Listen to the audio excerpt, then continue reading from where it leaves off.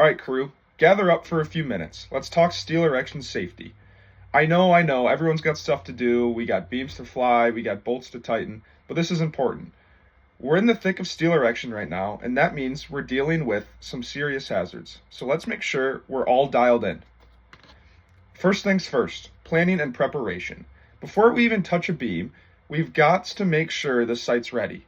That means the ground is stable. The ground has to be stable. Access paths are clear. No surprises overhead or hazards. If there's a site's mess, the job's a mess. And if you're not sure what the plan is for the day, ask. Don't guess. We've got way too much steel in the air to be trying to guess and wing it. Fall protection. No exceptions. Let's talk about the elephant in the room when working at a height. You're up there walking on beams, tying off, bolting connections together. It's not a place where we can be sloppy. OSHA says fall protection kicks in at 15 feet during steel erection.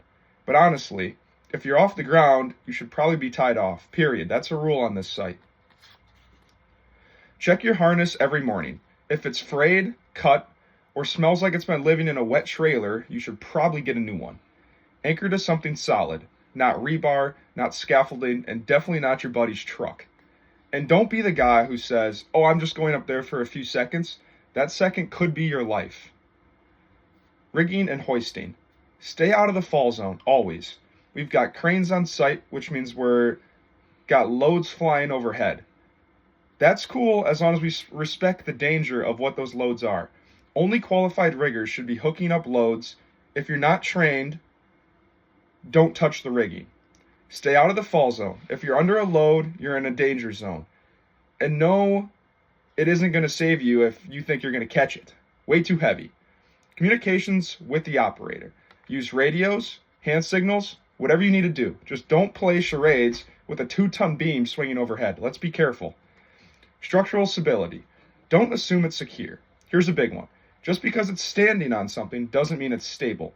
Beams need to be braced in, connections need to be bolted or welded, and temporary supports need to stay in place until they're ready to be removed.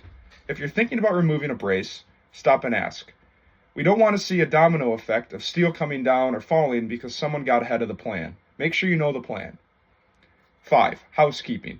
Let's not trip over your own tools. Housekeeping's been slipping a bit. I've seen some tools left on beams or some debris in walkways, coffee cups tucked into a column. It's not a garbage can, it's a beam. Make sure you clean up your work area. Secure your tools, especially when working at heights. A dropped wrench from 30 feet is basically a missile. Trash goes in bins, not in corners, not in columns, not anywhere on the floor. A clean site isn't just about looking good, it's about not getting hurt. Near misses. We need to learn about near misses and share them. Last week we had a near miss when a beam shifted during placement. Thankfully no one got hurt, but it was close. That's a wake-up call. That's why we're talking about it. Always double check your rigging.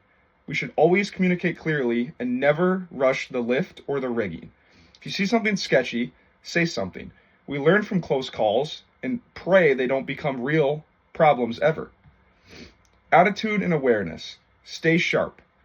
Steel erection isn't just physically demanding, it's mentally demanding too. You've got to stay sharp on site. Don't work if you're tired, distracted, or angry about something from home. Keep that at home. We need a safe site here.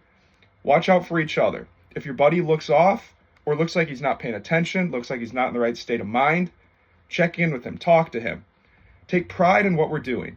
We're building something that's hopefully going to stand for decades. Let's make sure we're around to see it finished. And just some wrap-up final thoughts here. That's the rundown of my Toolbox talk today.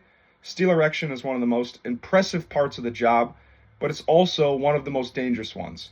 So let's always make sure that we plan our work, we know what we're doing, we know who's doing it, we know when it's got to be done.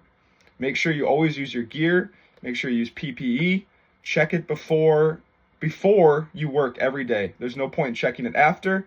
Check before quickly, 2 to 5 minutes. I'm not asking for a long time. Check your gear. Make sure we're communicating. Make sure you communicate with the operators. Make sure you communicate with other workers. Make sure you communicate with me, the safety guy, your supervisor. Make sure we're communicating. A big thing, Clean up. We need to make sure the site's clean. We can't have garbage on the ground. We can't have trips hazards. We can't have fall hazards. We have to make sure our site is clean. It's the number one OSHA hazard is slips, trips, falls. Got to make sure the site is clean. Lastly, let's look out for each other. I know I just talked about it, but if your buddy doesn't seem off or something's happening at work or something's happening at home, don't take it to work. We got to take care of each other. It's important for a site like this. Huge site. We got steel flying. We got to take care of each other. Any questions, concerns, or story from the field? Let's hear them. Otherwise, get out there and keep working hard and build safe.